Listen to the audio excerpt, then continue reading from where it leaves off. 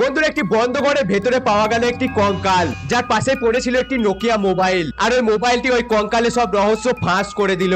ঘটনাটি হায়দ্রাবাদের, যেখানে কিছু ছেলে বিকালে ক্রিকেট খেলছিল আর তাদের বলটি পুরাতন বাড়িতে চলে যায়। যে বাড়িতে বলটি গিয়েছিল সেটি প্রায় 3-4 বছর ধরে বন্ধ ছিল। তার কিছুক্ষণ পরে একটি ছেলে ওই ঘরের ভেতরে বল আনতে যায়, আর সে বাড়ির ভেতরে প্রবেশ করতে আজব ধরনের গন্ধ পায়। তারপর সে যখন একটি রুমের ভেতরে বল খুঁজতে যায়, তখন সে দেখতে পায় একটি মানুষের কঙ্কাল পড়ে আছে। তারপরে সেই ছেলেটি সঙ্গে সঙ্গে পুলিশকে ইনফর্ম করে দেয়, আর পুলিশ এসে দেখতে পায় এই কঙ্কালটির পাশে 500 টাকার একটি পুরাতন নোটও পড়ে আছে, আর তার পাশে একটি নোকিয়া মোবাইলও পায়, কিন্তু সেটি পাওয়ার অফ অবস্থায় ছিল। কিন্তু পরে যখন এই মোবাইলটি চার্জ করা হয়, তখন এই মোবাইলটি খুলে যায় আর বেরিয়ে আসে আজব রহস্য।